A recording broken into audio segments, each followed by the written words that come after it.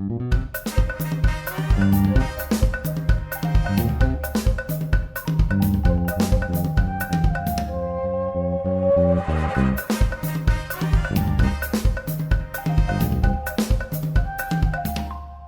soir, troisième atelier Bad Geek, les ateliers du mercredi soir dédiés au podcast. Donc les 2 dernières semaines, on a vu la phase de création, d'organisation, de préparation avec Nemo. Et ce soir, on va creuser tout ce qui est matériel et enregistrement. Alors je vous préviens tout de suite, on va pas parler de montage et des logiciels de montage. On va peut-être effleurer le sujet si l'occasion se présente. Mais tout ça, on en parlera on en parlera dans 2 semaines. Donc ce soir, matériel enregistrement. Et pour en parler, j'ai avec moi 2 experts, 2 cracks de la discipline, Blast, Aurine. Bonsoir messieurs. Bonsoir. Salut. Alors, avant de commencer, tout le monde vous connaît peut-être, mais il y en a peut-être qui ne vous connaissent pas. Est-ce que vous pouvez vous présenter, Aurine par exemple, pour commencer? Oh bon, j'allais dire. Qui es-tu? Qu'est-ce que tu fais, tout simplement? Alors, moi, dans le principe, donc, je suis un créateur de saga MP3, tout simplement. Et depuis quelques années, en fait, j'ai intégré l'équipe du podcast Les Sondiers avec mon compère donc Blast, Oui. qui est présent aussi. Mais je fais aussi pas mal la sonorisation justement de Podren. Eh oui, tu fais partie de la famille maintenant. Depuis 2015. Il me semble Et que ouais, ça va vite quand même, ça va vite. Et toi, Blast, ouais. Blast, ça va? Qui es-tu? Présente-toi. Ouais, moi je suis passionné de son. C'est pas du tout mon métier, mais je suis passionné par le son et l'enregistrement d'une manière générale depuis quelque chose comme une 20aine d'années. Et j'ai aussi, et je pratique aussi pas mal la fiction sonore autour du Netophonics. Et je suis aussi membre autoproclamé Technical Guru dans l'équipe du podcast Les Sondiers. Voilà, donc on peut parler son. Donc, ouais, matériel, enregistrement, vous maîtrisez, C'est pour ça que vous êtes là. Disons qu'on on est amateur, mais on a de l'expérience, on a une certaine expérience. Alors, Blast, Aurine, je vous présente le chat qui est là. Le chat, n'hésitez pas vous êtes avec nous, vous pouvez participer, vous posez vos questions.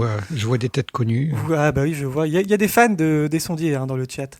On va essayer d'y répondre au mieux. Si on loupe votre question, ne vous inquiétez pas, on va garder une petite séquence à la fin pour voir toutes les questions qu'on aurait oubliées. Donc de quoi on va parler ce soir? Une grande partie de ce qui concerne toute la partie matériel et enregistrement de votre podcast.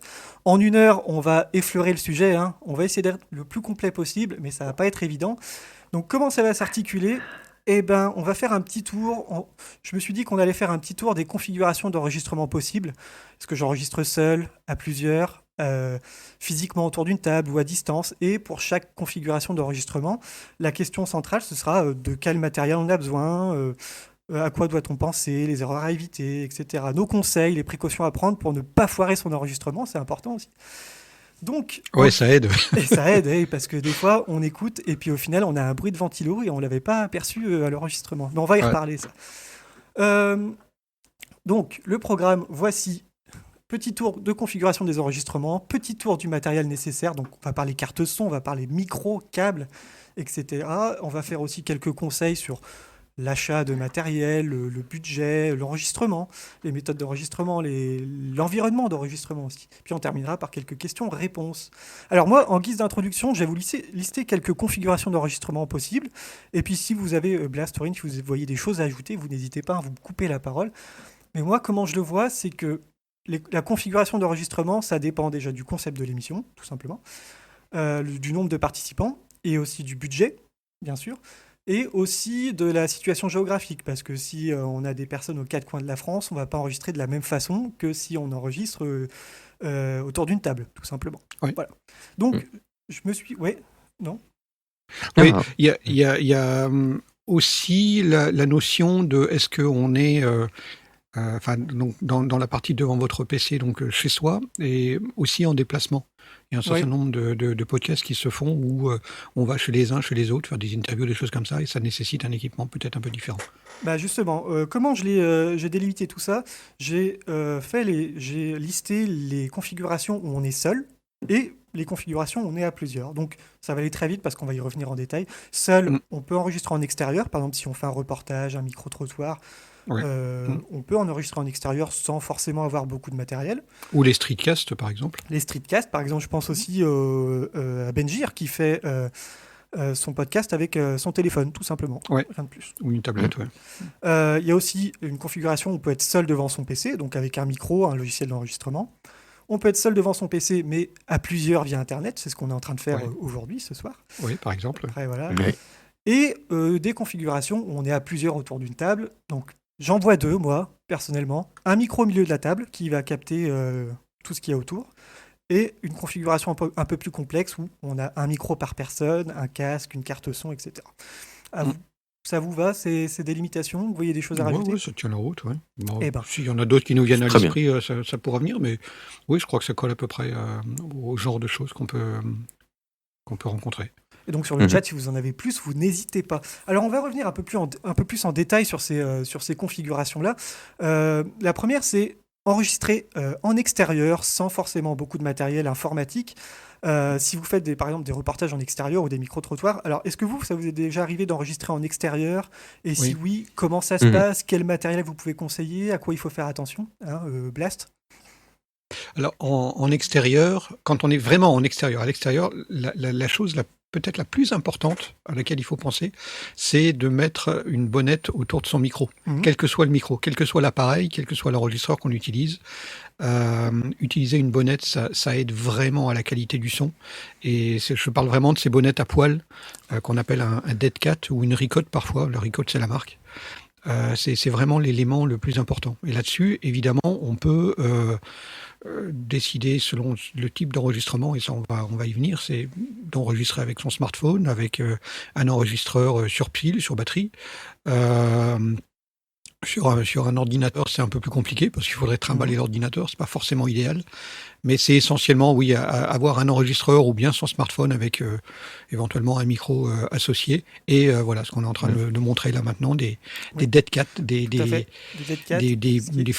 fourrures qui sont adaptées pour laisser passer le son, mais qui filtrent énormément le vent. Parce que la moindre brise, même un mouvement, même marcher dans la rue, qui n'aurait pas de vent, simplement le fait de marcher va provoquer un vent relatif qui va souffler dans les micros et c'est très très désagréable. Ça coûte combien une dead cat, par curiosité? Ça dépend. Ça peut coûter de quelques euros. Il y a des petits dead cats pour des micro-cravates qui coûtent 2, 3, 4 euros peut-être sur des sites marchands genre Alibaba ou Amazon. Ça peut coûter assez cher. Ça peut aller jusqu'à 50 euros et même plus encore parce que si on veut vraiment monter, quand on voit des reportages, et là on sort du cadre amateur, mais quand on voit des reportages où les dead cats sont carrément, le micro est à l'intérieur d'un système avec une fourrure autour, etc., on peut monter à assez cher. Mais pour des amateurs, c'est entre quelques euros et quelques dizaines d'euros grand maximum. Et justement, quand vous faisiez ces enregistrements en extérieur, avec quoi, quel matériel précisément? Un enregistreur, un téléphone, il y a pas mal d'options, j'imagine. Moi, aujourd'hui, on va dire que plus simple, de toute façon, avec le téléphone, ça marche très très bien aujourd'hui. Ouais. Surtout qu'on a des téléphones qui ont énormément progressé, surtout au niveau de la qualité du son. Oui, puis un téléphone, c'est fait pour ça. Un téléphone, c'est fait pour prendre de la voix et pour... c'est théoriquement fait pour l'envoyer par téléphone, mais il y a forcément un micro et comme tu as tout à fait raison, les micros sont de qualité de plus en plus élevée. Donc, ouais, ça marche très très bien. Et je crois que c'est possible aussi de brancher des micro-cravates. Est-ce que vous avez déjà essayé? Moi, j'ai jamais essayé. Oui, bien sûr. Oui, tout à fait. Moi, je sais que j'utilise régulièrement. J'en ai en général. J'en ai toujours quelques-uns d'avance parce que après, je les mets dans des conditions parfois délicates. Mais j'utilise des petits micros pas chers, à 10 balles. Les Allemands, AGP-Tech fait ça.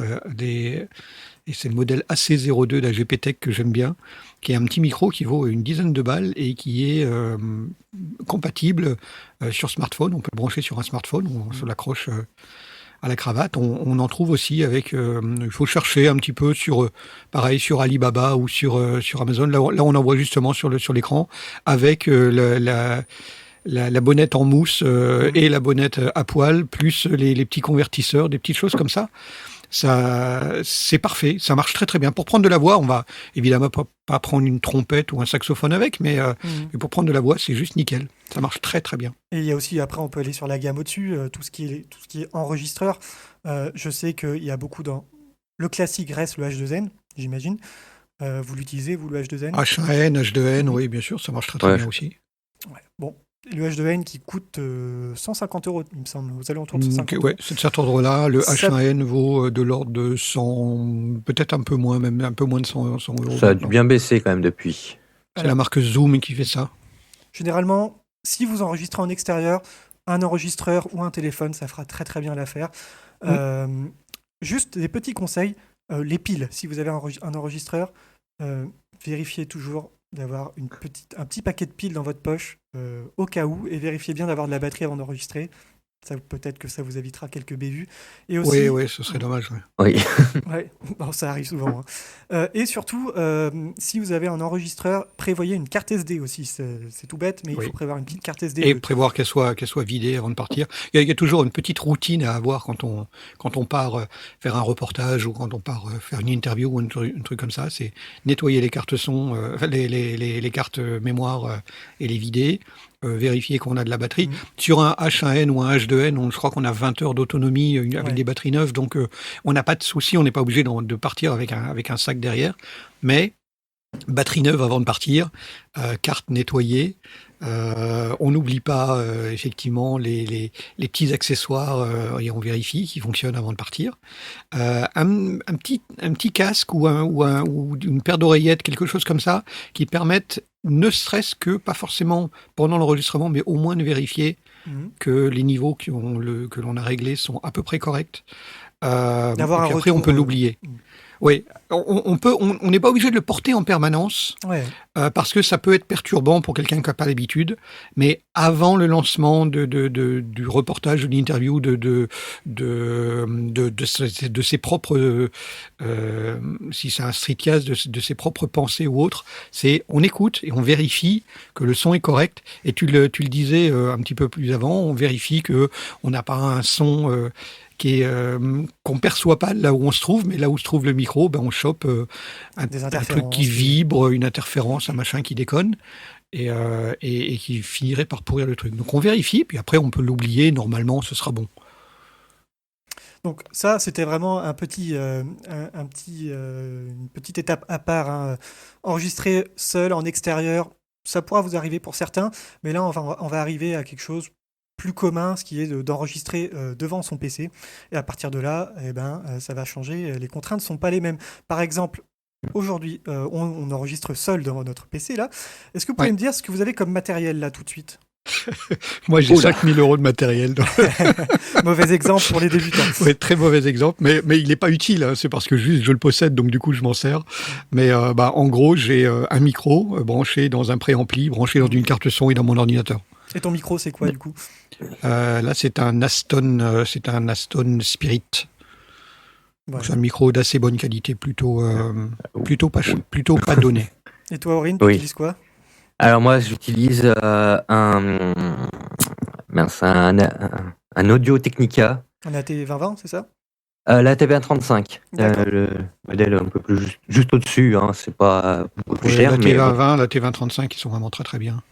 Moi, en ce moment, c'est clair. Moi, en ce moment, j'utilise un Klimtalk, ce qui est un micro à 25 € que j'ai acheté parce que mon H2N déconne. Désolé à vous. Mais alors, justement, quand on enregistre seul devant son PC, moi, je vois deux possibilités et je sais pas trop faire. Je sais pas s'il y a vraiment d'avantage sur l'une ou l'autre. On peut avoir soit son micro USB, comme j'utilise maintenant, ou on peut avoir, comme vous avez, une carte son branchée en USB sur laquelle on branche un micro en XLR. Est-ce que globalement, vous conseillez une solution en particulier ou clairement pour du podcast qu'on va enregistrer de temps en temps, ça n'a pas beaucoup d'importance?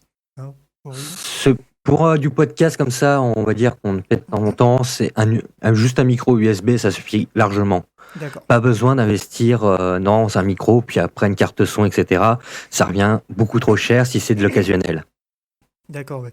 J'irais même plus loin. Il y a des gens qui font des podcasts et qui les maintiennent et qui continuent avec un micro USB de bonne facture ont un très très bon son et n'ont absolument pas besoin de plus.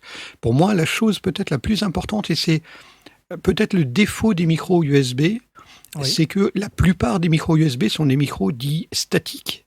C'est-à-dire que ce sont des micros à condensateur qui ont tendance à être très sensibles. C'est plus facile, quand on fait une interface USB, de driver un micro statique qu'un micro dit dynamique. Donc les micros dynamiques, c'est des micros dits de scène. Tu m'offres une transition rêvée parce que justement, moi je suis un podcasteur débutant. J'ai une question pour vous, j'ai besoin de vos lumières. Je suis un podcasteur débutant, je tape micro podcast sur Google, je tombe sur plein de choses. Micro dynamique, micro statique, omnidirectionnel, cardioïde, je comprends pas, je sais pas ce que ça veut dire tout ça. Déjà par exemple, la différence entre un micro dynamique et statique, à quoi ça correspond et comment ça va orienter mon choix d'achat?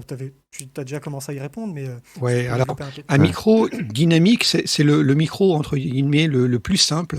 C'est vraiment une bobine, un aimant, une membrane, et la membrane vibre sur notre bouche, et ça génère un courant électrique qu'il va falloir amplifier, et ça devient notre signal sonore transmis sous forme d'électricité.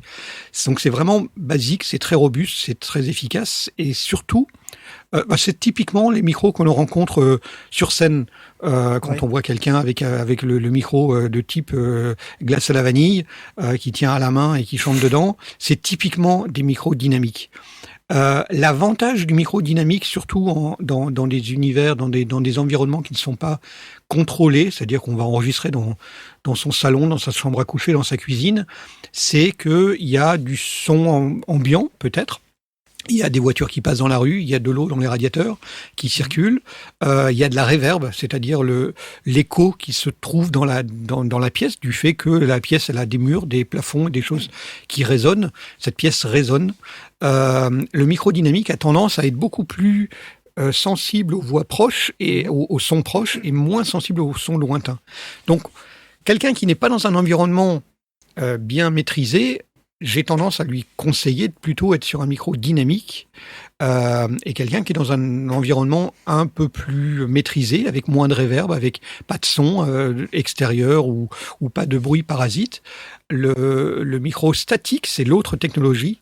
Il y en a d'autres, mais c'est l'autre grande technologie. C'est un micro qui est alimenté par du courant, par une petite source de courant, qui va faire en sorte qu'il est beaucoup plus sensible, beaucoup plus riche aussi. On va avoir une voix qui sera peut-être... qui va aller plus dans les aigus, alors qu'il y aura plus d'air, plus de choses comme ça, mais qui sera aussi très très sensible à la réverb et à tout ça. Donc, on pourrait avoir une voix plus belle, plus intéressante, mais c'est surtout pour la voix chantée que ça fait la différence. En studio, on utilise des micros statiques pour la voix chantée. Pour la voix parlée, franchement, ça fait pas une grande différence. La seule chose, c'est qu'en micro USB, il y a très peu de micros dynamiques USB. Donc, on est vite sur des micros statiques et donc il va falloir, en contrepartie, faire attention à son environnement pour pas trop avoir de bruit. En termes de prix, il y a beaucoup de différences entre ces deux types de micros. On reste... Il peut y en avoir une différence, mais après, pas tant que ça, parce qu'au final, on trouve ce genre de matériel, au final, on arrive à trouver des équivalents, même au niveau prix. Et même à pas cher, on arrive à trouver des trucs de bonne qualité. Des micros USB dynamiques. Alors il y a Rode qui en fait, mais ils sont relativement chers. Je crois qu'il y a le Rode Mic qui est relativement accessible. Et puis il y en a un autre, le Rodecaster, ou je sais plus les noms. Ils sont toujours des noms un peu bizarres. C'est le Rode entre les Procaster, les Rode Procraster, les procrastineurs et compagnie. C'est bizarre. Mais donc j'arrive jamais à m'en souvenir. Donc il y en a un qui a l'air d'un tube qui ressemble à un RE20 qui est le micro-phare de studio, enfin un des micro-phares de studio. Celui-là est relativement cher, je crois qu'il est dans l'ordre de peut-être 200. Il a 200 balles, je sais plus. Ouais, 200 balles. Ouais, et puis il y a il y en a un plus petit. Voilà, donc ça ici on voit un micro qui a une forme de tube dans laquelle on parle par devant. Celui-là est dynamique et donc il est à la fois USB et dynamique normalement. Et il y en a un autre, le Podmic, je crois, si je ne me trompe pas, parce que je suis plus sûr du tout, qui doit être de l'ordre de 100 balles et qui, a priori, il faut vérifier, serait dynamique aussi. D'accord. Et je sais qu'il y a d'autres marques qui sont en train d'y aller. Je crois que Zoom a annoncé qu'ils allaient sortir ou qu'ils ont sorti un micro de podcast qui a priori serait dynamique. Mais je n'ai vu que les annonces et pas les spécifications, donc je pourrais pas en dire plus, mais qui serait assez bon marché aussi. Et justement, pour continuer très rapidement, je vois omnidirectionnel, je vois cardioïde, j'y connais rien. C'est quoi la différence et comment je choisis tout ça? Alors, en fait, quand on parle de cardioïde et tout ça, c'est comment le micro reçoit le son. D'accord. En fait, c'est par rapport à la capsule. Et en fait, le cardioïde, prend en fait principalement ce qui vient devant et un peu sur les côtés, mais très légèrement. Et après, t'as les omnidirectionnels, donc ils vont prendre vraiment de partout autour du micro. Ouais. Donc un omnidirectionnel, etc., etc. Ça peut être intéressant si on enregistre, si on pose un micro au milieu de la table et qui prend. Voilà, c'est ça. D'accord. Avec des limites, oui, ce serait un omnidirectionnel qu'on va utiliser. Par contre, pour parler et faire du podcast seul, on va plutôt préférer un cardioïde qui va se concentrer sur la personne qui parle dedans, tout simplement. Très bien. Mais ça me semblait important de faire cette petite parenthèse vocabulaire parce que tout à fait, oui. Même moi, quand j'ai débuté, j'y comprenais rien et j'étais perdu sur tous ces termes. Voilà, maintenant, on en sait un petit peu plus. Est-ce que vous avez des références, du coup, on en a un petit peu parlé, mais de micro USB? Je sais qu'il y a le H2N qui peut faire un très bon micro USB. Oui. Il y a le Blue Yeti qui marche très très bien, qui est un classique. Oui. Un peu cher, je trouve, quand même, le Blue Yeti. On est aux alentours de 130, 150 €, il me semble. Mm-hmm. Et je sais qu'il y a des versions mini, des plus petites versions autour de 100 €. Bref. Donc le Rode Procaster qui est à 175. Et alors, il y en a qui achètent aussi le Bird UM1. Je ne le connaissais pas, celui-là. Qui est pas très cher. Ah ouais, j'ai entendu parler, ouais, mais j'ai jamais testé. Alors le Bird, oui, c'est pour un statique, c'est celui que je conseillerais aujourd'hui plus que ce Thomann. Au niveau, surtout par rapport après, c'est au niveau de la bande de fréquence, hein, mais c'est vraiment tout léger. Et je pense que pour, on va dire, quelqu'un d'amateur qui fait pas trop attention, ça c'est pas forcément trop grave. Mais sinon, il reste très très bon pour la gamme de prix, quoi. Alors juste faites attention, il coûte 55 €. Je l'ai vu à 55 €, qui est pas très très cher, mais ça ne comprend pas le pied qui va avec. Oui, alors ces micros ont tendance à aussi. Celui-là est livré avec la suspension. Hein. Donc oui, ce sont des micros qui sont assez sensibles, donc du coup il faut absolument leur mettre une suspension. On le voit là sur l'image. Donc c'est une espèce de grille tout autour avec des élastiques qui permettent de faire en sorte que le micro est découplé de son pied de micro et donc de la table ou du sol sur lequel il est posé. Ça fait partie des règles. Mais il y a une chose aussi dont il faut tenir compte, après ça dépend de la complexité ou de l'évolution qu'on veut avoir, c'est que quand on commence à atteindre des micros USB qui commencent à monter en prix, quand on atteint 120, 130, 140, 150 €, on trouve d'autres solutions avec une carte son qui va peut-être valoir 50 ou 60 balles, un câble et un micro traditionnel, on va dire, un micro classique avec prise, je vais utiliser un gros mot, XLR, pour le même prix. Et qui sera peut-être plus évolutif, qui va permettre de faire plus de choses, qui va peut-être permettre d'envisager de faire des interviews avec 2 micros, des choses comme ça. Donc, il faut aussi regarder qu'est-ce qu'on veut faire et comment est-ce qu'on veut faire évoluer son projet. Hein. Parce que parfois, le micro USB a l'avantage, c'est que c'est facile, on le branche, ça fonctionne. Il a l'inconvénient, c'est que quand on a utilisé un micro USB, hein, c'est un, c'est pas deux, c'est pas plusieurs autour de la table. Enfin, il y a des limites. On nous dit sur le chat pied ou bras de micro. Alors je pense que c'est à l'appréciation de chacun. Je sais pas. Je pense que si jamais on est vraiment seul devant son PC, un truc comme sans personne d'autre, un bras c'est peut-être plus adapté aujourd'hui plutôt qu'un pied parce qu'il faut le poser, il faut savoir où le mettre, etc., etc. Alors que le bras on le met sur le côté, on l'attache sur le côté, puis on le bouge comme on veut, quoi. Ouais. Moi, j'utilise un bras de micro, et avant j'avais un pied, de temps en temps. Enfin, ça dépend de ce que j'ai sous la main. Mais à poste, chez moi, là, actuellement, j'utilise mon micro est posé sur un bras articulé. Oui. Une fois qu'on a son micro, il faut quand même s'enregistrer. Alors, on branche son micro. On lance par exemple Audacity, c'est une bonne solution pour s'enregistrer tout de suite d'un coup. Logiciel gratuit, puis avec ce logiciel, donc vous enregistrez votre voix. On va pas s'attarder là-dessus parce que c'est quelque chose qui sera au centre des ateliers à venir. Mais pour s'enregistrer, on peut globalement utiliser un peu n'importe quoi. Vous, c'est quoi vos préférences ? Alors, quand on fait du podcast ensemble chez les sondiers, on se connecte, donc on est sur une autre configuration puisqu'on est ensemble différents. En fait, on est dans la même configuration que là ce soir, c'est-à-dire qu'on utilise Mumble et il y a un enregistreur intégré à Mumble. Quand je suis en solo, j'ai tendance à utiliser Reaper parce que c'est avec ça que je vais monter aussi et ça fonctionne très bien. Moi, c'est Cubase. Ça fonctionne. Cubase, oui, Cubase, Reaper, Studio One, tout ça, c'est des logiciels d'enregistrement et de montage. Donc, on fait les deux, on enregistre, puis après, on peut faire le montage, rajouter les jingles, mettre ce qu'on veut dessus, faire le nettoyage. Bah justement, nous, il y a aussi la configuration, on est seul devant notre PC, mais à plusieurs via Internet, donc on y arrive. Tu viens de parler de Mumble, justement. Est-ce que vous avez des conseils aussi de logiciels qui sont bien adaptés au podcast? Vous, par exemple, dans vos podcasts respectifs, vous utilisez tous Mumble, j'imagine. Pourquoi vous utilisez Mumble spécifiquement Alors, on utilise Mumble, c'est presque historique, c'est parce que on est issu de la fiction sonore et que la fiction sonore, il y avait une radio célèbrissime qui s'est arrêtée. Ah oui. Qui s'appelait Synops Live, Feu Synops Live, oui. et qui utilisait Mumble pour qu'on se connecte. Et donc, du coup, les sondiers faisant partie à l'origine, ayant démarré dans la radio Synops Live, on a adopté la même solution et elle fonctionne très très bien. Donc, du coup, on a continué à s'en servir. L'inconvénient de Mumble, c'est que ça fonctionne bien quand on a des membres résidents du podcast et on se réunit toutes les semaines ou tous les 15 jours, de manière régulière. L'inconvénient, c'est qu'il faut installer donc si c'est juste pour un client, ouais. Donc, si c'est juste pour une interview d'une personne en one-off, lui demander d'installer un client, c'est un peu dommage. Donc je sais, oui, vas-y.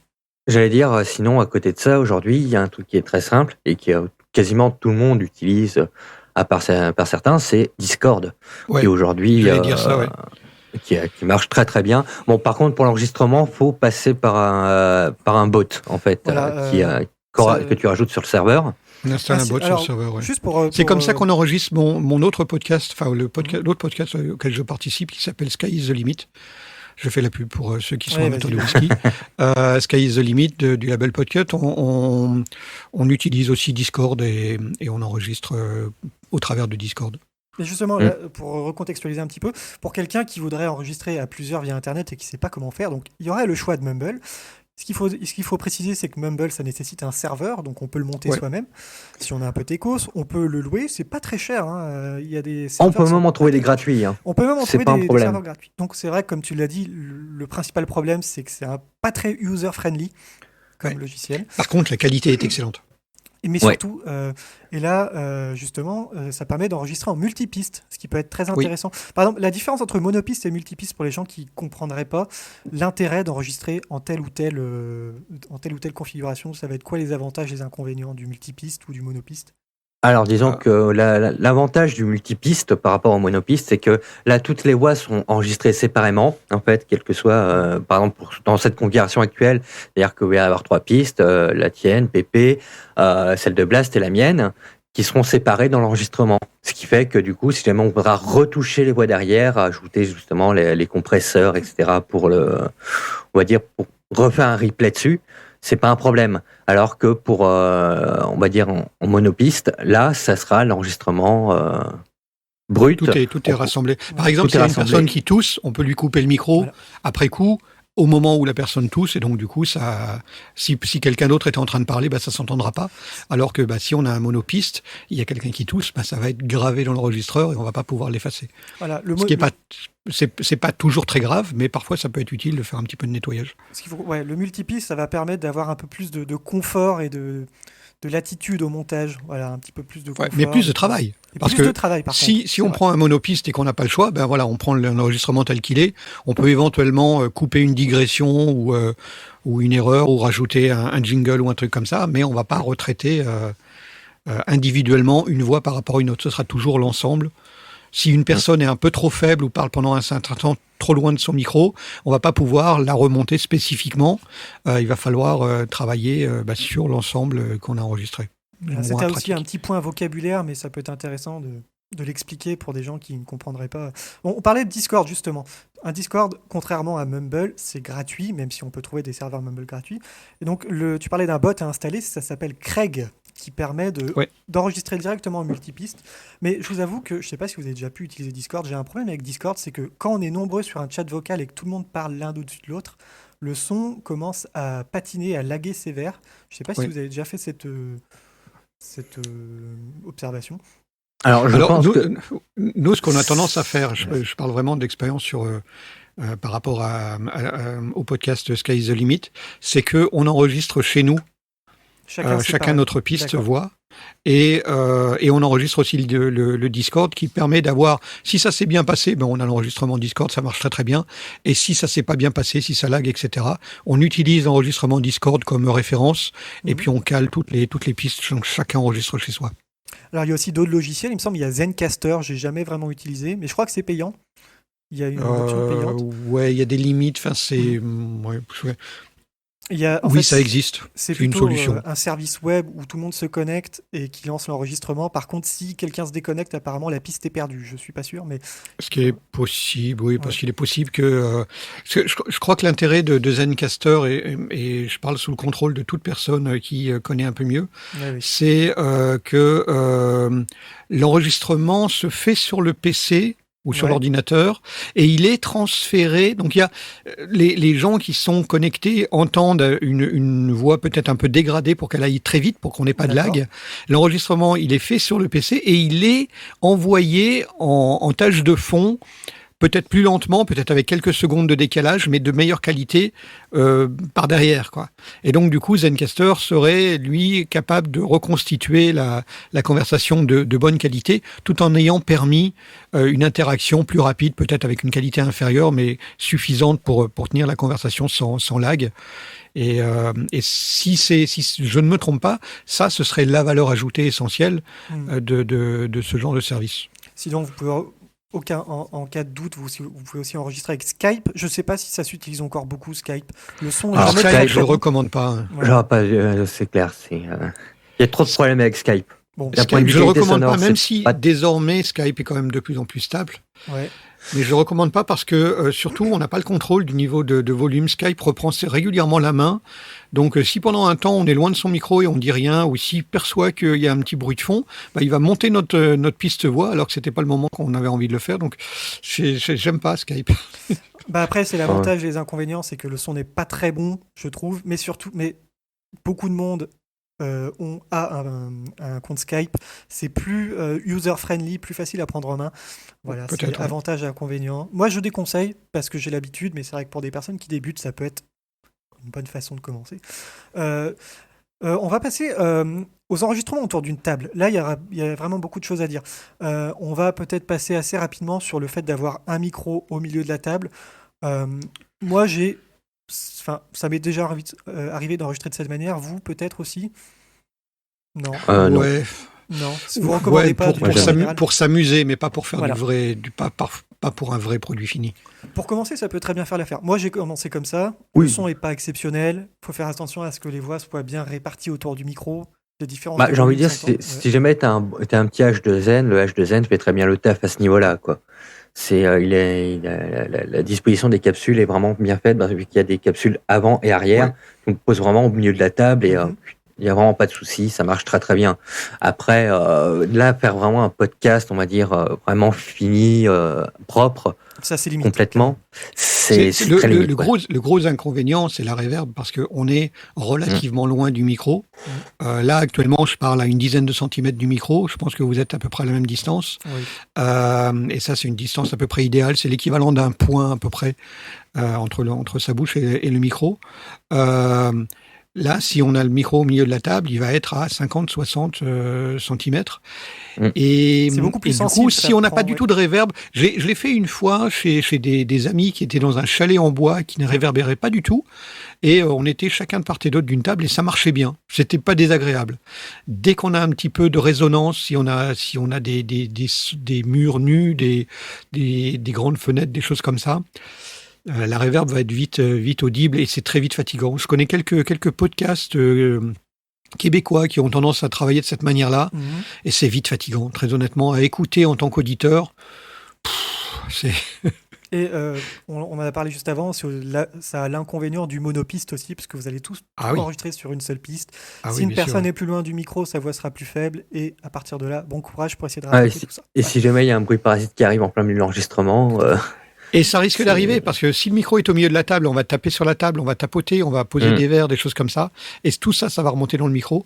Et comme en plus, ce sera plus proche que nos bouches, le moindre bruit de verre, de tout ce qui va être autour de la table, le moindre tapotis sur la table va être plus audible que nos voix. Et ça, c'est très très vite désagréable. Donc, ça peut servir comme dépannage si on n'a vraiment pas le choix, mais je ne monterai pas de manière permanente un podcast autour de ça.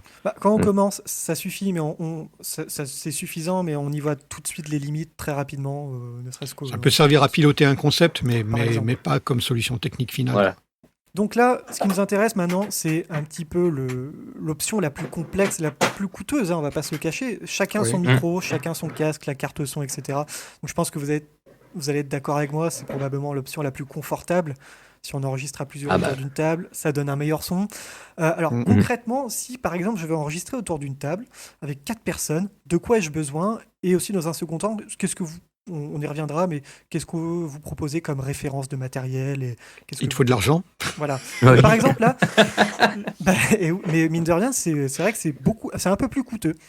Faut pas se le cacher. Il faut prendre ça en compte. Mais par exemple, là, je vais enregistrer autour d'une table avec 4 personnes. Concrètement, là, tout de suite, j'ai besoin de quoi?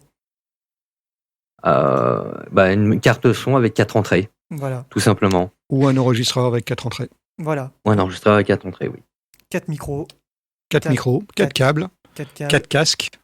Un ampli casque avec plusieurs sorties, ou une carte son qui a plusieurs sorties pour que chacun puisse s'entendre. Mais au moins, pas forcément tout le monde, mais qu'au moins l'animateur principal ou l'animatrice principale puisse entendre, parce que là, ça va être vraiment important pour pouvoir faire des signes et dire rapproche-toi du micro, il va falloir monitorer ce qui se passe. Donc, minimum 4 micros, une carte son ou un enregistreur avec 4 entrées, au moins un casque, les câbles, des pieds de table a priori, donc des petits pieds de micro qui se posent sur la table. Et puis, quelques centaines d'euros. Hein. On va vite être à 4 ou 500 balles. Oui, ça pour une solution complète. Si vous avez la chance de pouvoir diviser les frais, faites-le. Mais en fait, je pense que ce qui coûte plus cher aussi, c'est le nombre de personnes qu'il y a autour de la table. Si vous faites un petit podcast à 2, vous avez besoin d'une petite carte son, vous avez déjà un PC normalement, deux micros, 2 pieds. À 2, vous pouvez vous en sortir. Par contre, une carte son, ça fait, comme je dis, ça peut faire 60 ou 80 balles. Avec 2 entrées, 2 câbles, ça vaut 10 balles. 2 micros, nous, on utilise, on recommande tous parce que il suffit d'écouter les sondiers. L'animateur principal, Knarf, enregistre dans un ProDype TT1, ça vaut 40 balles. Et la qualité est extraordinaire. Donc voilà, ProDype TT1, ça on le recommande à tout le monde. Et si jamais t'as vraiment pas les moyens, quoi, tu as des micros que je conseille parce que j'ai pu les tester, que j'en ai d'ailleurs. C'est le set T-Bone MB60. C'est 3 micros dynamiques, t'en as pour à peine 30 balles. C'est ça. Ouais, c'est ça, et ça marche super bien. Franchement, j'étais hyper surpris du son que ça a. Je crois que Behringer aussi fait des jeux de 3 micros avec 3 pinces aussi pour une trentaine de balles, c'est une autre option. Mais sinon, il y a effectivement des micros pour 10, 15, 20 balles, pas trop cher. Les T-Bone, oui, effectivement, sont pas mal du tout. Franchement, je les ai. C'est ce que j'avais appris pour le duel, en fait, pour faire. Je crois que c'était l'année dernière pour faire octo gauche et tout ça, et ça marchait, mais. Super bien, quoi. C'était impressionnant. C'est des bons petits micros, pas chers, dynamiques, donc du coup, qui répondent au cahier des charges dont on avait parlé. Il faut donc effectivement rajouter 3 câbles, un enregistreur. Donc là, on est, tu dis une trentaine d'euros, 3 câbles, pas forcément des câbles très longs ou très chers. Bon, on est à 5-6 balles ou entre 5 et 15 balles de câbles. Une petite carte son. Alors, à 2 entrées, ça vaut pas cher. À 3 entrées, ça n'existe pas. À 4 entrées, c'est vite quand même. T'as la Behringer qui a 111 balles. Comme ça. C'est ça le problème. Alors... T'as raison, oui, la 404 HD. C'est ça, effectivement, 4 entrées. En fait, globalement, plus il va y avoir d'entrées, plus ça va vous coûter cher. Bien sûr. Faut pas se le cacher. Bien sûr, oui. Ça, c'est clair. C'est un des critères, de toute façon, qui va conditionner l'achat de votre carte son. Si vous êtes 5 dans votre podcast, il vous faudra au minimum une carte son qui fera 6 entrées, du coup. Et ça peut montrer. Je sais pas si ça existe 6 entrées. Il y en a, 8, mais c'est souvent 4 ou 8. Oui, ouais. Alors, on a parlé des micros, on y reviendra juste pour quelques détails, mais au niveau des cartes son, des enregistreurs, moi, par exemple, celle que j'utilise, c'est la Zoom RCS, c'est un classique, on va pas se le cacher. Ouais, un peu vieillot quand même. C'est bien quand on commence- en a une. C'est un peu vieillot, je suis d'accord. C'est bien quand on en a une. Faut pas la changer si on en a une parce que ça fait le taf. Moi, ça me Mais aujourd'hui, je recommanderais pas d'en acheter une. Ah ouais? Ok. Quand tu vois la live track, Aurine, tu peux parler de ta live track, c'est le jour et la nuit. Hein. Ah non, mais la L12, elle est formidable. Hein. C'est la même marque, c'est aussi Zoom qui fait ça. Mais pour ceux qui sinon il y a la L8 justement pour ceux qui ont justement 6 micros et l'avantage de la L8 6 micros c'est pour Bluetooth, non oui, il y a une entrée une connexion téléphone. C'est ça, la connexion téléphone, qui est très pratique justement pour faire du podcast. Pour intégrer une personne dans le podcast qui serait allé pour interroger une personne en extérieur, donc être essentiellement autour de la table et interviewer une personne à l'extérieur, ça peut faire le taf. Le taf, c'est pas mal. C'est clair. En fait, tout l'appel téléphonique passe par la Zoom L8 et du coup, c'est super sympa. On appelle avec son smartphone et puis on intègre dans la carte son. Donc ça, c'est des solutions. C'est la version moderne. Donc la L8, la L12 et même la L20 qui a je sais plus 16 entrées ou un truc comme ça. Ce sont les versions modernes de la série R16 et R24. Mais effectivement, la R16 fonctionne très très bien. Tant qu'on en a une, il ne faut pas l'acheter. Oui. Mais je ne recommanderais pas d'en acheter une. Ah ouais, d'accord. Ok. Moi, si tu veux, j'en suis très content, bien sûr. Mais je l'ai prise parce que il fallait déjà de quoi me faire brancher au moins 4, 5, 6 micros. Mais surtout, moi, ce que j'aime bien, c'est la possibilité de pouvoir enregistrer sur une carte SD parce que j'ai un PC qui est assez nul. Faut l'avouer. Oui. Je prends pas le risque de la brancher en USB pour que ça me claque au milieu d'un enregistrement. Les live tracks aussi permettent d'enregistrer sur carte SD.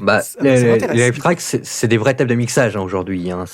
Sur la gamme de prix, on est à combien sur les live tracks? Alors, la L8, elle est à 350 balles à peu près. Donc le prix d'une R16, en gros. Ouais, c'est ça. Mais la L12, elle est à 500 balles. Ouais, quand même. Ça monte quand même vachement plus cher. Mais l'avantage, on va dire, des live tracks, c'est qu'on n'a pas besoin du PC, en fait. Elle marche vraiment en standalone au cas où. D'ailleurs, ça nous avait bien servi à Podren, ça. oui, je me souviens. Il y a la Rolls de ce genre de solution avec un maximum de 4 personnes autour du plateau, plus une connexion supplémentaire. Si on veut interviewer quelqu'un à distance, c'est la Rodecaster Pro de chez Rode. Moi j'en ai une, c'est une petite merveille avec des pads pour lancer des jingles, avec une connexion avec aussi enregistrement sur carte SD, mais on peut aussi brancher un PC pour aller chercher des sons sur YouTube ou ailleurs à intégrer dans son si on veut présenter quelque chose avec donc la possibilité d'avoir le Bluetooth et la connexion TRRS, donc une connexion smartphone, plus encore les 4 micros avec des effets intégré dans l'appareil. C'est vraiment une très très belle machine, mais on est 500 et quelques balles. Effectivement. Donc c'est un peu plus cher et c'est limité malheureusement uniquement à 4 micros sur le plateau, ce qui est déjà pas mal, très honnêtement, à part quand on est l'entrepode, avoir plus que 4 personnes autour de la table, c'est vite compliqué à gérer. Oui. Justement, moi, je parlais avec quelqu'un qui dirige une radio rennaise et qui ont acheté des Rode Procaster. Et c'est vrai que maintenant, il me disait que pour aller faire un plateau à l'extérieur, ils n'avaient plus besoin d'emmener un camion de matériel. Un Rode Procaster, 2-3 micros, les câbles qui vont avec, et ils pouvaient, avec un ordinateur, faire un duplex assez facilement. Ça a un peu changé. Ouais, ça marche vraiment super bien. Mais même si avec les sorties casque intégrées, donc chacun a sa sortie casque et son niveau de volume. C'est une petite merveille, mais elle est chère. Elle est chère, ouais. Et pour revenir à des considérations un peu plus terre à terre au niveau des débutants qui n'ont pas forcément de budget, qu'est-ce que vous conseilleriez quelle gamme de matériel vous conseilleriez pour commencer au niveau des cartes son ou des enregistreurs, on n'a pas parlé des enregistreurs, mais c'est possible aussi. Carte son, la Behringer 400. Donc, si on veut 4 entrées, la 404 HD, elle est vraiment très très bien. Elle a un niveau, en fait, Behringer a racheté Midas. Midas, c'est une marque très très réputée de préampli et de consoles qui existent depuis très très longtemps, et donc a intégré ces préamplis de très très bonne qualité dans leurs appareils les plus récents, pas les plus anciens, mais la série Euphoria 404. HD par exemple, enfin la série HD de chez Euphoria, elle est très très bien et elle est très très bon marché. On peut aller jusqu'à 8 entrées plus encore des connecteurs supplémentaires, mais celle-là, la UMC 404 HD, elle est tout à fait bon marché. On est à 111 balles, c'est incroyable. Ouais, elle est vraiment pas chère quoi, parce que ça c'est vraiment très très bien. Donc c'est à brancher en USB, bien sûr. Et qui se branche en USB sur son ordinateur, bien sûr. Donc là, c'est une carte son, donc ça se branche sur l'ordinateur, et c'est l'ordinateur qui enregistre en multipiste. Si on met un logiciel multipiste, on enregistre en multipiste, donc ça c'est très très bien. En enregistreur, moi, donc si c'est pour pouvoir être à la fois nomade, monter un petit plateau facilement, c'est ce qu'on fait par exemple quand je suis avec les sondiers et qu'on est en déplacement et qu'on veut monter un petit plateau de débrief de notre journée, ce qu'on fait quand on va en salon par exemple le soir de retour à l'hôtel ou dans l'appartement qu'on a loué. J'utilise mon Zoom H6. H6, ouais. Qui a 4 entrées en natif plus 2 entrées supplémentaires en option, qui me permet de brancher mes micros, de mettre un petit ampli casque et puis on se moniteur et on s'enregistre avec ça. Ça marche très très bien aussi. Sinon, la série qui est peut-être un peu plus complexe mais aussi plus complète, les live tracks tels que Orin possède, qui sont vraiment super pour monter un plateau. Mais on va pas se le cacher, il faut quand même mettre un petit peu d'argent. C'est une des conditions. Dès qu'on commence à monter, oui, il faut mettre de l'argent, ça c'est sûr. 2 personnes, on va être vite à 200 balles. 4 personnes, on va être vite à entre 400 et 600 balles, quoi. Il faut compter presque 100 balles par personne, quoi. Dès que tu commences à monter, tu comptes 100 balles à peu près, quoi. Donc, si jamais tu penses vraiment te dire, bon, je vais faire un podcast, on va être au minimum tant de personnes, mais ça peut monter en fonction des invités, etc., etc. Faut se définir un budget, se dire, tiens, voilà, c'est qu'est-ce que j'ai vraiment besoin pour commencer, quoi. Si jamais je suis tout seul, bon, un petit micro, pas cher, ça suffira. Si jamais on commence à vouloir faire des trucs un peu en live avec plusieurs personnes, là, faut penser à son budget, à se dire, bon, là, je vais peut-être mettre un petit peu plus cher, mais là, au moins, je serai un peu plus tranquille. Et puis, ça dépend aussi du niveau de technique que l'on a. Avec un peu d'expérience, avec du matériel vraiment de récup, de ci, de ça, etc. Si on sait poser un micro correctement, faire un bon placement, si on sait régler correctement un gain, etc. Avec du matériel extrêmement modeste, donc pour beaucoup moins cher finalement, on peut s'en sortir. Mais par contre, si on n'a pas l'expérience, on a quand même 80% de chances de se planter. Donc c'est pas une bonne idée. C'est pour ça que si on est débutant, on peut trouver du matériel tout à fait correct, tout à fait raisonnable. Et je parle vraiment de sortir quelque chose dont on n'a absolument pas à rougir pour effectivement 100 de balles par personne. Ça fera le travail. Si on est débrouillard et qu'on a compris comment ça fonctionne, on peut tirer sur les prises, débrouiller avec des micro-cravates, avec des machins de ci, de ça, des adaptateurs ou des bricolages ou des connexions. Il faut comprendre comment ça marche. Enfin, là, il va falloir bidouiller. Parfois, on est obligé de le faire quand on est justement sur un endroit où on se dit « Ah merde, j'ai ça qui marche pas, qui est tombé en panne, ou j'ai oublié tel appareil à la maison. Comment je vais faire ?»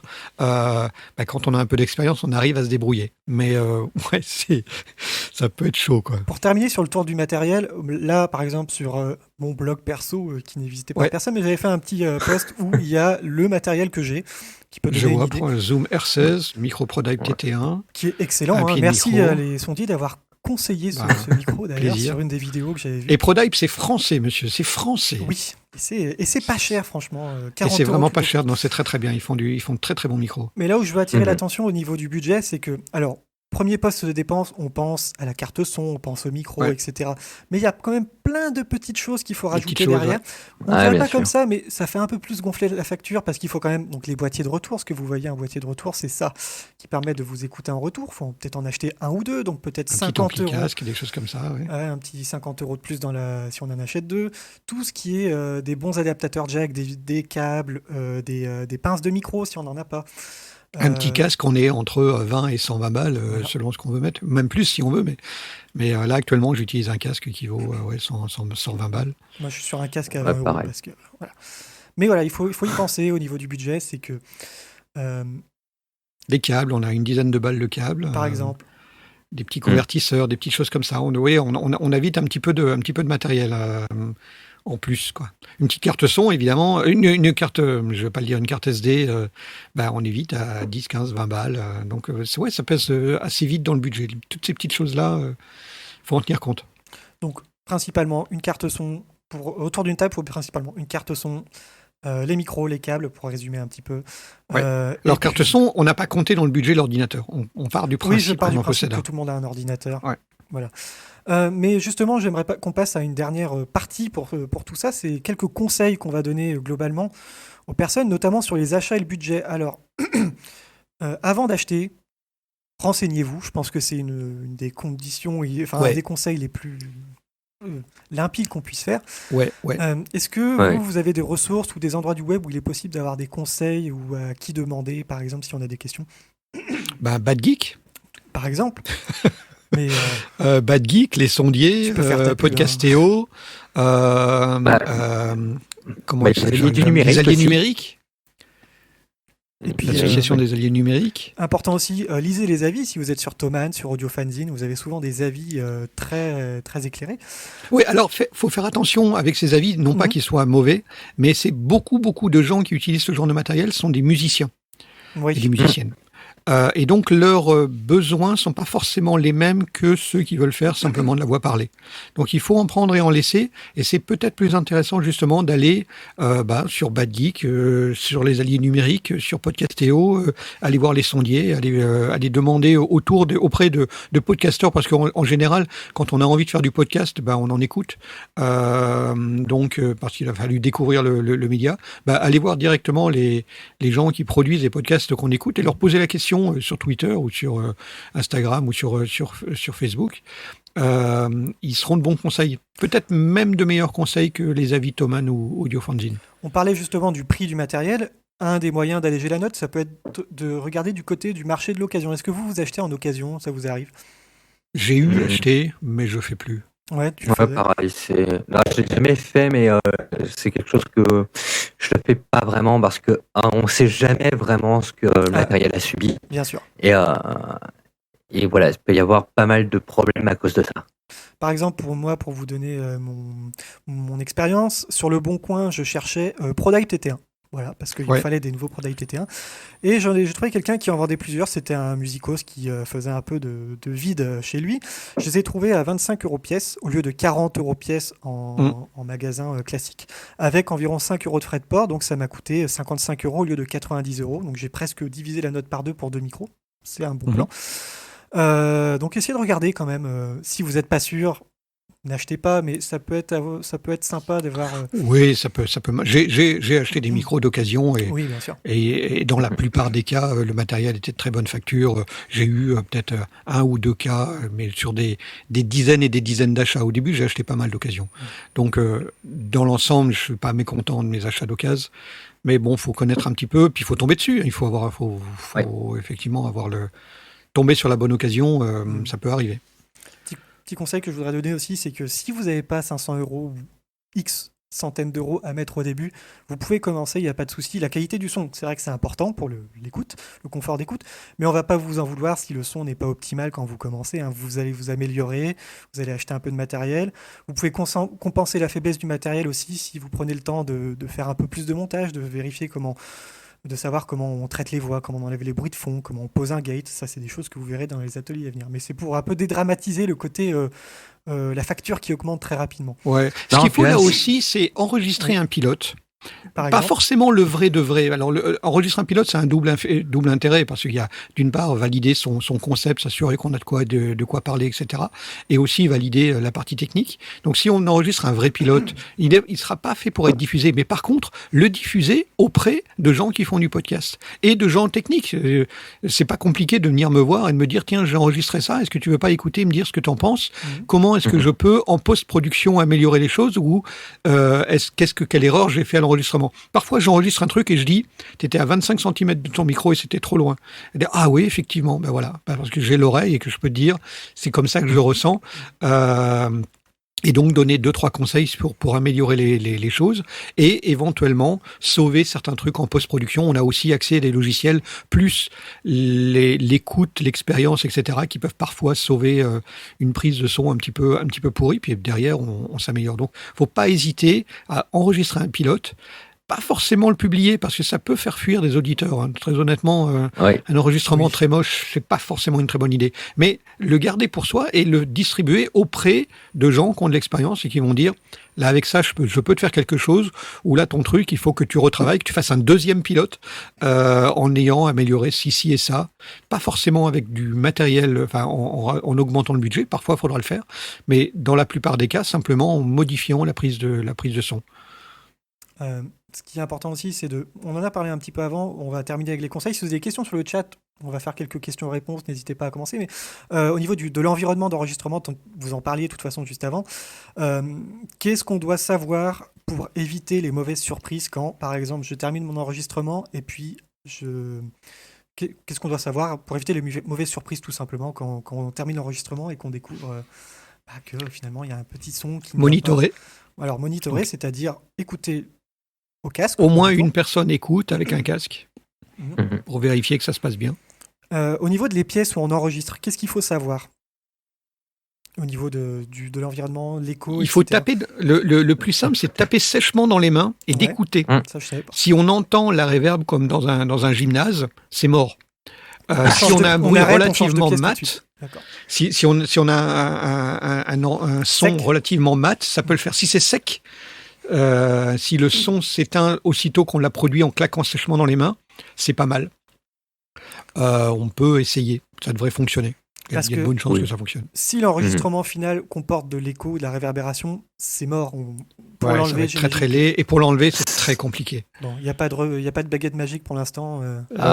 Il y a des solutions, mais tu mets trop de farine dans un gâteau, comment tu retires la farine? C'est vrai. Et dans la mesure du possible aussi, tout ce qui est les bruits parasites aux alentours, il faut faire attention. Parce que souvent, c'est des bruits, ils sont autour de vous, vous en rendez pas forcément compte, mais il y a la climatisation, il y a le frigo qui rumine un petit peu, le ventilateur. Le téléphone qui n'est pas mis en mode avion et qui fait bidip, bidip, bidip, bidip dans l'enregistreur. Voilà. Les fenêtres ouvertes, des fois, on s'en rend pas compte. Fenêtres ouvertes, on a oublié, ça arrive. Moi, par exemple, j'avais discuté avec quelqu'un qui avait enregistré sans monitorer, justement, et le H2N à côté du PC, quasiment au niveau du ventilateur. Donc, c'est là où, normalement, quand on monitore, quand on monitore, il faut vraiment se mettre dans le mode je suis en train d'écouter. Peut-être on fait quelques secondes de silence et on écoute ce silence pour vérifier qu'on a un son à peu près... qu'il n'y a pas grand-chose qui passe dedans. Enfin, s'il y a un très très léger bruit de fond, ça va. Mais, par contraste avec la voix directe qui va être enregistrée. Mais si on entend effectivement les voitures qui passent derrière, il va falloir fermer la fenêtre ou faire quelque chose. Tout ça sont des petites choses. C'est pour ça qu'en général, on conseille de ne pas enregistrer dans une cuisine parce qu'il y a plein de raisons. D'abord, ça résonne. Il y a des surfaces carrelées. Il y a le frigo qu'on va avoir. Donc, soit on va oublier de le couper, soit on le coupe et on va oublier de le rallumer. Après le podcast, donc c'est une catastrophe aussi. L'autre truc typique et pour des gens qui font, c'est peut-être plus pour des gens qui font du streaming de jeux vidéo, mais pour des podcasteurs, ça peut se jouer aussi. Les claviers de PC, genre clavier mécanique, font un boucan du diable. Parfois même la souris fait aussi clic-clic et c'est très très très audible. Mais les claviers mécaniques, ça c'est souvent, on entend la personne parle et puis on entend parce qu'elle est en train de chercher justement un truc, une référence sur Internet. Et c'est une catastrophe. Donc ça, il faut y faire très très gaffe. Donc, généralement, si vous enregistrez et qu'au final, vous avez un petit bruit de fond, si vous augmentez le volume de votre voix, vous allez augmenter le bruit de fond aussi. Et à partir de là, c'est compliqué. On peut essayer de faire un peu de suppression de bruit au montage, mais c'est jamais un parfait. petit peu nettoyer. Oui. Ce sera jamais parfait. Hein.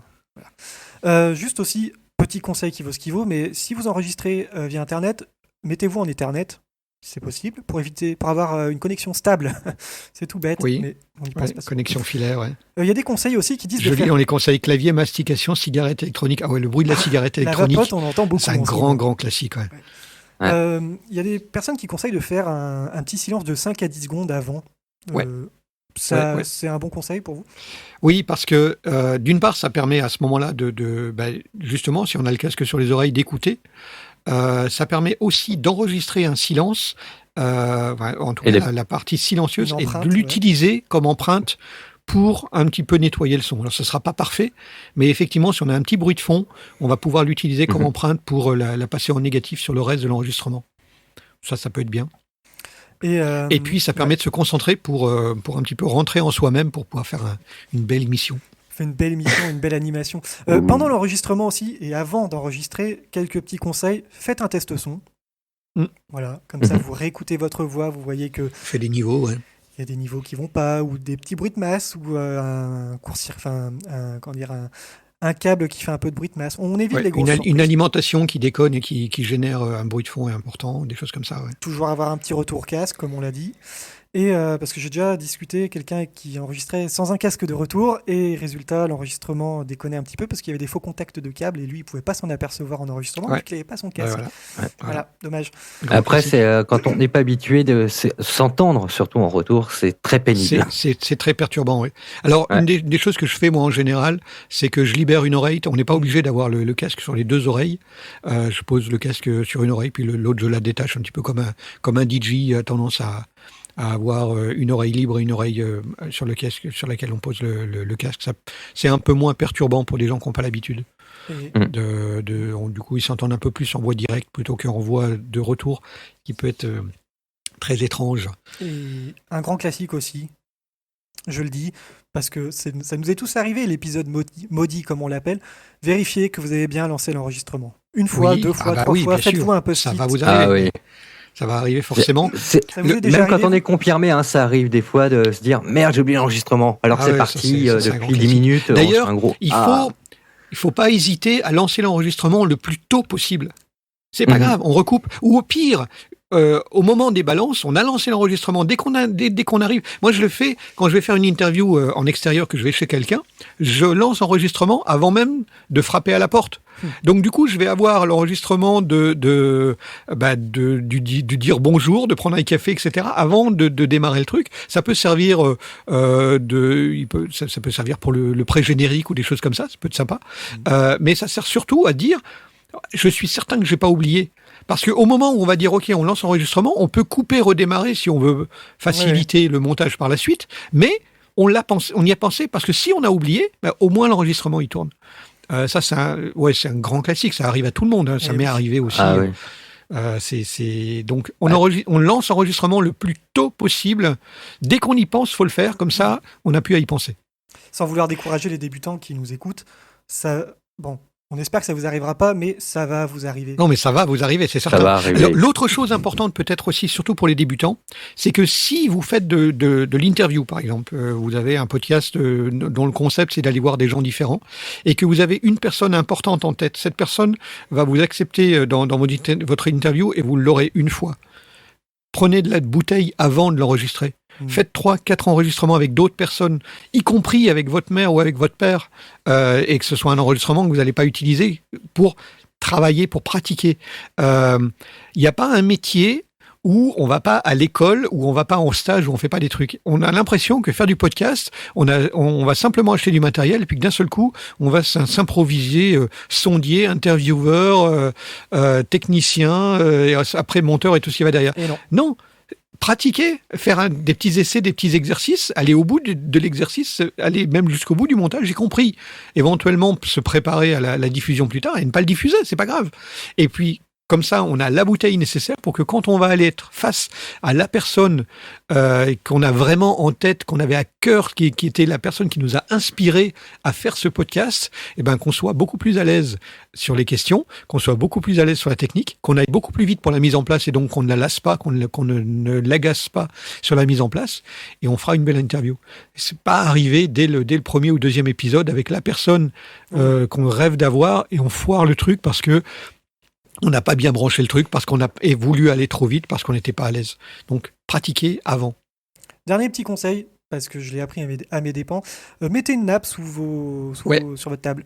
Une nappe, même peut-être 2 nappes, une nappe bien épaisse, parce que les mains baladeuses qui tapent sur la table, pareil, repérez la personne que vous allez interviewer, si c'est une personne qui porte des colliers, des boucles d'oreilles, des choses comme ça, ou des bijoux qui peuvent teinter, de leur demander gentiment de les retirer pour l'interview, surtout si c'est avec un micro-cravate, parce que ça va faire ding ding ding sur le micro-cravate. Pareil pour 2 choses, les personnes, par exemple, si vous faites un enregistrement à distance et que la personne utilise un kit main libre et qu'il a une barbe, attention, parce que le frottement de la barbe, lui, il n'entend pas, mais ça vous pète votre interview parce que vous entendez ça pendant 1 heure. Et deuxième chose... D'où toujours cet intérêt de monitorer. Hein. Mais bon, le truc, c'est ce que je disais en début d'émission, c'est que parfois... monitorer tout en étant en même temps la personne qui doit poser les questions, les préparer dans sa tête, écouter les réponses pour pouvoir rebondir, etc. Plus surveiller les niveaux, ça commence à faire beaucoup de choses.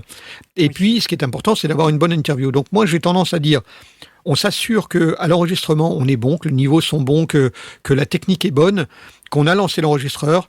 Et après, on s'en détache un petit peu pour se concentrer sur l'interview quand on est le seul à la fois technicien et intervieweur.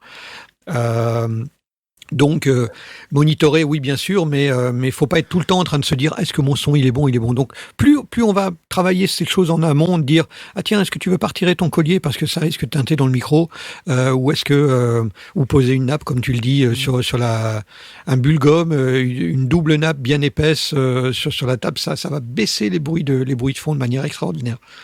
Et tu parlais de monitorer aussi. Petite chose qu'on fait assez naturellement quand on débute, c'est que quand on est à plusieurs autour d'une table, on a tendance à regarder la personne à qui on parle, donc on ne parle pas dans le micro.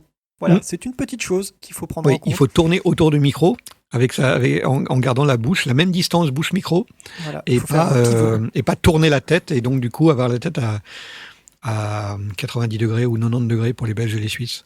Et ça, c'est des choses que vous allez apprendre sur le tas aussi. Ah ouais, c'est clair, c'est avec l'expérience, oui. Le conseil que je pourrais donner, c'est que ayez du temps pour faire quelques erreurs. C'est comme ça que vous allez apprendre aussi. Voilà. Ouais, faut pratiquer. Voilà, faut se forger ses propres stages et surtout aller demander conseil. Donc enregistrer un truc et dire voilà, j'ai ça. Qu'est-ce que t'en dis? Qu'est-ce que j'ai raté? Qu'est-ce que j'aurais pu faire mieux? Et là maintenant j'ai ce truc-là. Est-ce que c'est sauvable ou est-ce que justement ça servait d'exercice? On va le ranger précieusement dans mes premières gamelles et on fera mieux la prochaine fois. Pour terminer, parce qu'on a déjà pas mal parlé, est-ce que vous avez des choses, des conseils à prodiguer en plus? Vous voyez des choses qu'on pourrait rajouter? Faites du podcast, n'hésitez pas. Faut pas que ça vous arrête. On peut pas parler encore plus de matériel parce qu'on en a déjà assez parlé. Vous aurez les références de toute façon dans le PDF qui arrive. Juste une dernière question, si vous avez des ressources à donner aux auditeurs qui nous écoutent, qui aimeraient savoir un peu plus sur le matériel, je crois qu'on en a un peu parlé, mais qu'est-ce que vous conseillez vraiment? Est-ce que par exemple les sondiers, c'est quelque chose qui serait adapté pour des personnes qui débutent? Oui, on a un Discord, il suffit d'aller sur le Discord des sondiers. On fait aussi des vidéos de temps en temps, mais en tout cas sur toutes les vidéos sur YouTube de la chaîne Les Sondiers, il y a le lien vers le Discord et il suffit de venir au Discord et on a une section spécialisée podcast qui est très très bien. Je pense aussi à Podcastéo qui a un Discord avec des sections techniques où on peut poser toutes les questions sur le matériel, sur les logiciels, sur les manières de faire. Pour moi, c'est déjà deux belles références pour parler podcast et parler enregistrement. Et aussi, je vous conseille les vidéos des sondiers, justement, c'était Métro Boulot Home Studio. Home Studio, oui, d'Asmod, qui est un des membres de l'équipe des sondiers. Qui sont très sympas, notamment pour en savoir plus sur les micros. Ouais, par exemple, oui. Très bien. On a fait un bon tour de la question quand même. Alors, on aurait pu aller plus en détail, mais bon, on n'a pas jusqu'à minuit quand même. Je vais quand même vous lâcher. Si vous avez des questions, vous n'hésitez pas à les poser, à prendre contact avec moi sur Twitter, @péremptoire ou BadGeek éventuellement. Blastorine, merci d'être passé. Merci. C'est un plaisir, toujours. Il n'y a pas de souci. Où est-ce qu'on vous retrouve rapidement, Blast? Twitter, Blastanco, BLASTANDCO. Et toi, Aurine? Alors moi, c'est sur Twitter, @RomAurine. Si vous avez des questions, les dernières questions, c'est le moment sur le chat. On pourra peut-être y répondre. On va essayer d'une manière ou d'une autre de se voir à Podren, on ne sait jamais. Ah ouais, bien sûr. Bien sûr. Même si la situation sanitaire, c'est loin d'être évident. 3-4 avril, je le rappelle. Mais bon. La suite du programme, ce sera quoi ? Si je dis pas de bêtises, donc pas d'atelier la semaine prochaine, on va reprendre le 4 novembre avec un atelier qui est consacré au logiciel de montage. Ce sera Reaper, le chouchou Reaper, le excellent Reaper. Depuis que je suis passé sur Reaper, c'est incroyable, mon monde a changé. Les suivants, ce sera GarageBand, on parlera un petit peu d'Audacity quand même. Écoutez, si vous n'avez pas de questions sur le chat, on va peut-être vous laisser. Il y a quelqu'un qui a dit des boîtes à œufs et je dis non. Ah, justement, les boîtes à œufs sur les murs. Jamais. Non. Alors les boîtes à œufs, c'est très très dangereux parce que ça s'enflamme très facilement et ça sert strictement à rien parce que dans les studios, on a l'impression de voir ces mousses en forme de boîte à œufs, mais c'est des mousses très très denses et les boîtes à œufs, c'est très léger. Et donc, pour casser le son, il faut quelque chose de lourd et d'élastique et pas une boîte à œufs. Donc, surtout pas de boîte à œufs. En plus, c'est très très laid et on passe pour un débile à utiliser ce genre de choses. Donc, non, il n'y a que votre bof qui utilise des boîtes à œufs sur les murs et il vit très dangereusement. C'est exactement sur ces paroles qu'on va se quitter. Voilà, je pense que c'est parfait. Merci à tous de nous avoir suivis pour ce petit atelier. On vous fait des bisous. On vous dit bonne soirée et à la prochaine. N'oubliez pas, si vous avez des questions, à nous contacter. Merci, au revoir tout le monde. Salut. Ciao, ciao. Salut.